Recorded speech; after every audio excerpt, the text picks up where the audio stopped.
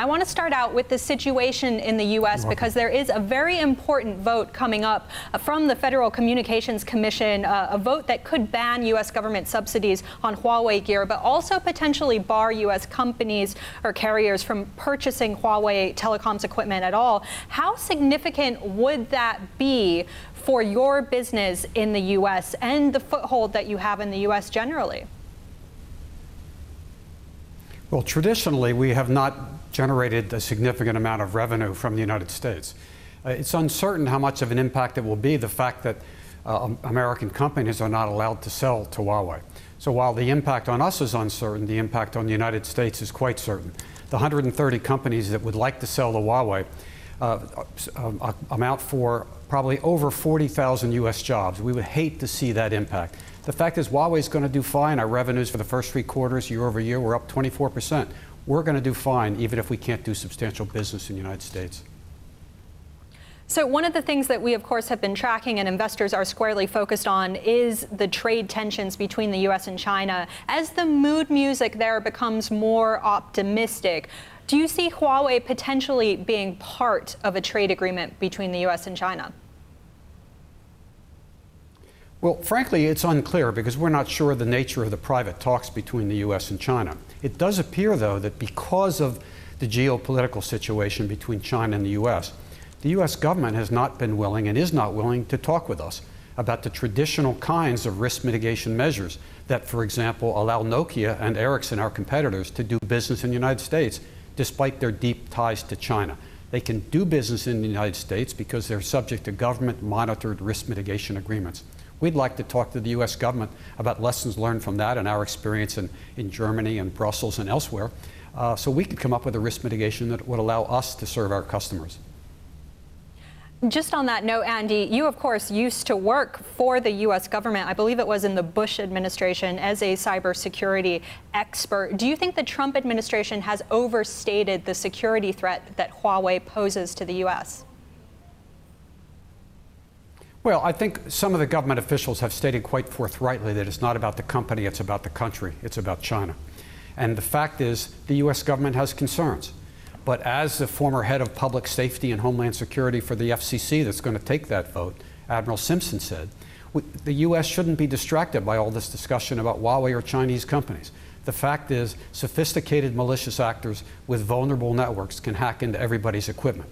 So it's necessary to make sure that we have objective and transparent measures so that there's a basis for trusting all equipment. That's one of the reasons we're so impressed by the work of the Qatar government here, where there's a semi-annual KitCom conference, where they're emphasizing internationally recognized standards and independent evaluation. That's the kind of thing that can address real cybersecurity risk. Andy, I am going to ask you about your involvement in Qatar and the Middle East region, but before I do, just on the U.S. strategy, it does feel like the U.S. is trying to turn multiple countries against Huawei. How effective is that strategy, and what do you think it is that actually encourages companies to side with the U.S. here, or countries to side with the U.S., I should say? Well, I think it's remarkable, given the pressure that the U.S. government has mounted for almost the entire year of 2019, how few countries have gone along with the U.S. pressure to simply block Huawei because we're based in China. In fact, what you see from the European Union 5G risk assessment, you see the recent announcement from Germany 2 weeks ago, the idea of coming up with comprehensive risk mitigation that provides an objective and transparent basis for knowing which products are worthy of trust. That's the way you address real cybersecurity risk and make us all safer. All right, Andy, let's talk about what you're doing in the Middle East, specifically in Qatar. What are your business plans for the region? And again, do you feel that there's some tension there, given that a lot of these Middle Eastern countries are U.S. military allies? Well, I think what we've seen in these sessions that we've attended so far and in the meetings today and tomorrow, the government is rightly concerned about, given our growing dependence of Qatar and the region on information and communication technologies, the necessity to make sure that risk is managed, to make sure resilience is promoted in the networks, to make sure the telecom operators, the equipment vendors understand what their requirements are, and there's a basis for holding them accountable to those requirements.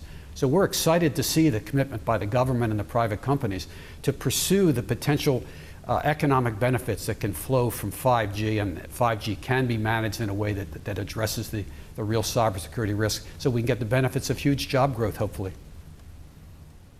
Andy, we have seen a number of cybersecurity attacks in the region, and of course this is a region that has some very serious infrastructure, particularly in the energy space. How big is the cybersecurity threat for the Middle East? Well, I think the cybersecurity threat throughout the world is great, and it's great in the Middle East. You may recall the attacks against Saudi Aramco some years ago, which are kind of like a legendary example of using cyber attacks to cause physical consequences. I talked to some people that were connected with the Munich Security Conference last night who were involved in energy and energy security. It's a major commitment of the government and the private companies here to address the real cybersecurity risks, to protect the flow of energy, to protect the data on which the energy gathering and transmission depend. And I think the standards are in place, and the experts recognize what they need to do. So I think we have a large degree of confidence that moving forward the risk can be addressed and the citizens can have the ability to depend on the flow of energy resources. Andy, one more regarding the U.S. situation before you go. We know that the U.S. has granted some temporary licenses for some companies to do business with Huawei, but there's a lot of confusion over exactly what that allows and doesn't allow for. What's your understanding of exactly what U.S. companies and entities can do with Huawei at the moment? Well, there's almost nothing that we can purchase from American companies, with a couple of minor exceptions. The fact is that these companies are forcing Huawei, the fact that they can't sell to us, are forcing Huawei to find alternatives. And while we want to continue to buy from American companies, for example, our 5G equipment we are now shipping with no U.S. components. We'd like to come back to U.S. components, but right now we have no choice.